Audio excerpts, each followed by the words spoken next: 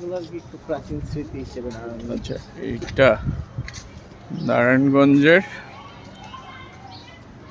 ইশাখার বিবি মরিয়মের কবর। কবর যদি এখানে অনেকগুলো, একটা দুইটা চারটা, কার কার কবর সেগুলো এখানে বলা আছে। হজরত মা বিবি মরিয়ম।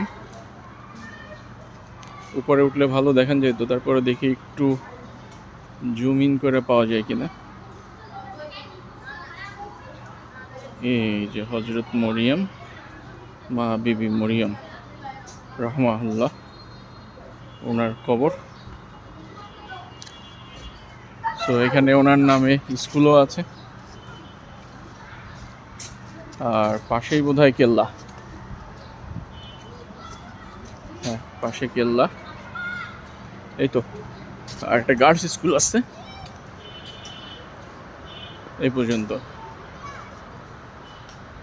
সো এটার কোনো ট্যুরিস্ট অ্যাট্রাকশন আছে কিনা আমি জানি না, কিন্তু মানুষজন আসে। আমার এখানকার স্থানীয় কলিগ যারা আছে, এখান থেকে যাচ্ছিলাম, তো তারা বললো যে দেখে যান। আর এটাই বাস্তবতা, আসলে দেখে যাওয়াটাই ভালো, কারণ আর কোনদিন এখানে আসা হবে কিনা আমি জানি না। তো দেখে গেলাম আর কি।